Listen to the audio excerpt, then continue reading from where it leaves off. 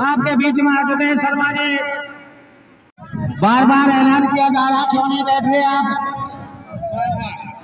बहुत जल्दी से अपने अपनी जगह।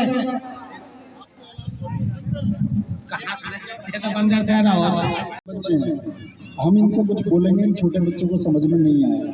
तो जो वयस्क लोग हैं वो बैठ जाओ, एक बार बच्चों को थोड़ा साइड कर दो। बैठो सब लोग, खड़े ना रहे कोई भी। छोटे बच्चों की जगह जो बड़े लोग खड़े हुए हैं ना पीछे कुर्सियों पर बैठ जाओ। बच्चों के समझ में नहीं आएगा कुछ, उनकी खेलने कूदने की उम्र है, उन्हें खेलने दो। भाई साहब आपसे भी बोल रहा हूँ, सबसे बैठ जाओ कुर्सियों पर। समाजवादी पार्टी से नवीन शर्मा जी भावी प्रधान, भावी समाजवादी के विधायक पद से उम्मीदवार हैं और इनके बातों को सुनना, आपको ध्यान में रखना भाई सभी को। और सभी भाई जल्दी जल्दी अपने जगह ग्रहण कर ले। जी हमारे बीच में आ चुके हैं शर्मा जी।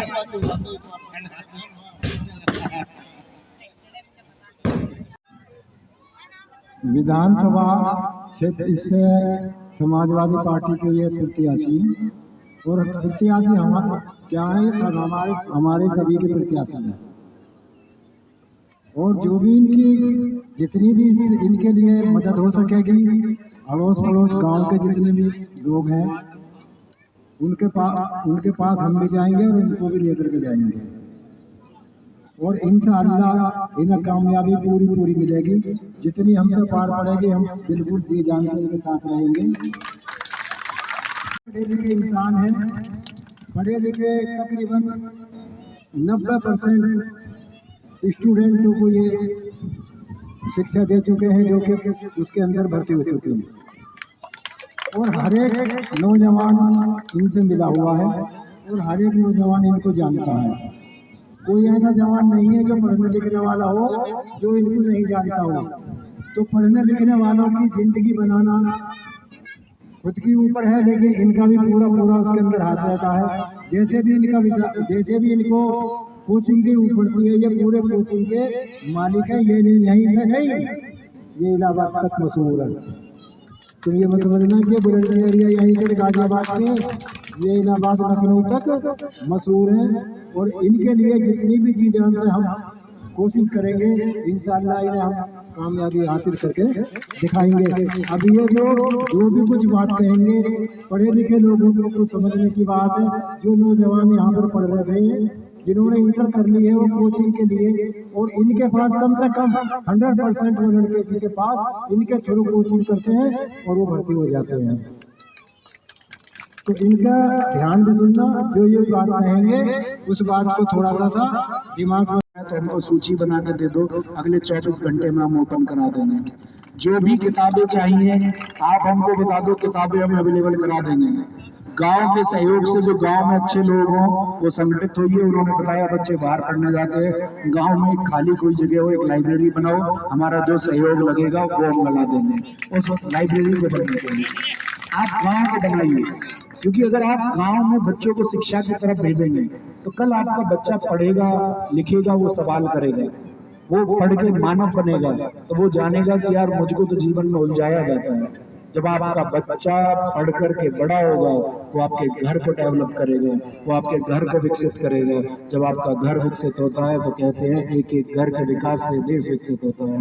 एक एक घर, उस गरीब घर में भी APJ अब्दुल कलाम जी, अबुल पाकिर जैनुलब्दीन अब्दुल कलाम जी जन्म ले सकते हैं और इस देश के मस्तक को सबसे ऊंचा कर सकते हैं। वो गरीब घर में पैदा हुए, लेकिन उनका विजन था। आज सबसे ज्यादा सम्मान अगर किसी व्यक्ति को इस देश में मिलता है तो एपीजे अब्दुल कलाम जी को मिलता है, गांधी जी को मिलता है, आप देखिए भगत सिंह जी को मिलता है। जिस देश में सबसे ज्यादा सम्मान जिन लोगों को मिलता है, इन सब लोगों के अंदर सिर्फ और सिर्फ ये भावना थी कि हमको अपने बच्चों को शिक्षित करना है। नेहरू जी का सम्मान देश में आज 2014 को छोड़ दीजिए आप, जब से सरकारें बदली, सत्ता बदली, 2014 से पहले लोग नेहरू जी के बारे में उतना नैरेटिव नहीं फैलाते थे। नेहरू जी के बारे में बातें चलती थी, नेहरू जी के तो कपड़े पेरिस धुल के आते थे। तो नेहरू के बारे में धनंजय कीर लिख रहे थे कि जब उनके कपड़े धुलने जाते थे तो वो धुलने जाते थे पेरिस लॉन्ड्री में, और पेरिस लॉन्ड्री एक जगह है जो इलाहाबाद में है। तो क्या बोला उनके बारे में? झूठ कि कपड़े कहाँ जाते थे? पेरिस धुलने। तो हम कहना ये चाह रहे हैं कि आज फेक खबरों का माहौल है, व्हाट्सएप यूनिवर्सिटी चल रही है, आपको गलत खबरें दी जाती हैं, आप खतरे में हैं, ये खतरे में है, वो खतरे में। कोई खतरे में नहीं है, सिर्फ इनकी पार्टी खतरे में, सिर्फ और सिर्फ इनकी पार्टी खतरे में। और 27 में तुम देखना सत्ता परिवर्तित होगी, 27 में सत्ता में परिवर्तन आएगा, आपके सामने आएगा, आप सब लोग उसके गवाह होंगे, और आप ही की वजह से आएगा, आप ही की वजह से आएगा। तो कहने का मतलब ये है कि ये सब लोग जो महान लोग हैं, जिनको भारतीय इतिहास में महान कहा गया है, महान कहने का मतलब था कि इन सब लोगों का अपना जीवन गया कौमी एकता के लिए, इन सब लोगों को कौमी एकता स्थापित करनी थी।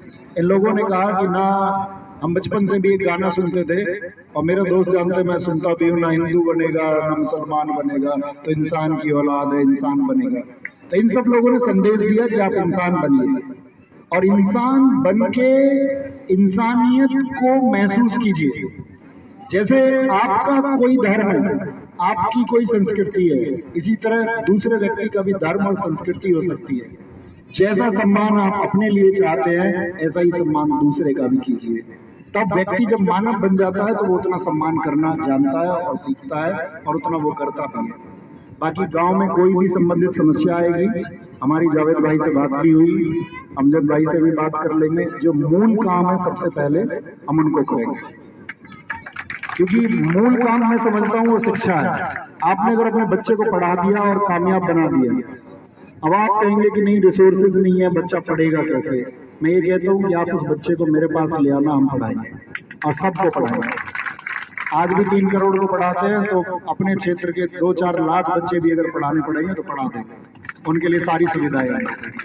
तो नमस्कार, बस यही उम्मीद करेंगे कि आप सब लोगों का प्यार मिलेगा, और जो मैंने बोला है जावेद भाई, अमजद भाई, ये आप हमारे पास पहुंचा देंगे सूची, जिनको भी जो कोर्सेज किताबें चाहिए। बाकी आप लोगों की कोई बात है तो कोई संवाद है तो आप कर सकते हैं, कह सकते हैं, बेझिझक कह सकते हैं। कोई बात ऐसी आपको लगता हो कि मुझे बुरी लग जाएगी या खराब लग जाएगी, तब भी आप कह सकते हैं, मुझे खराब नहीं लगेगा। आप स्वतंत्र है तो कह सकते हैं।